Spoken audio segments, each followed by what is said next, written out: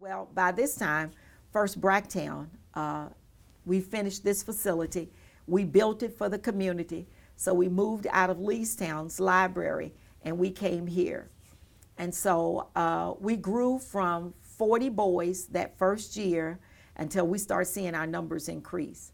And then, by the way, the Saturday Academy was called the BMW Academy, and that is Black Males Working. We told them that we could teach them how to be a successful African American male, and they would never have to sell any drugs.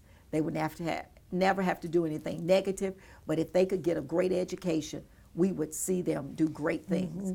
And so we moved here on Saturday, and then we saw our numbers increase. So this group we started with in 6th, 7th, and 8th, they moved to the 9th grade. Then they moved to the 10th grade. Then we started getting other young men in.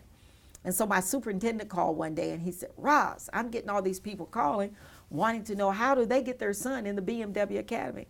I said, they can get them in. I said, there is an application, and all they have to do is fill out the application. We have not turned down anything.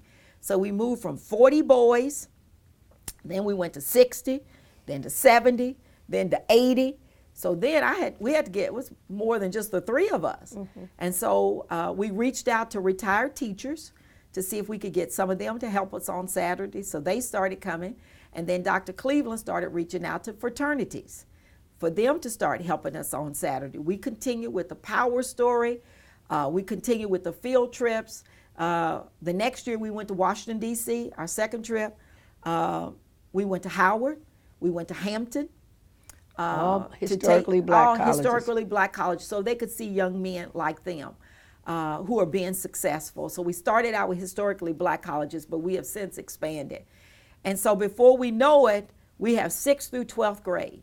And so now I got to get that first class ready for graduation. And how are you paying for this now? Does the church paying? The church is paying. We tithe as a church. 10% of everything we take up comes off the top. We tithe as a church. And so the church primarily is funding it.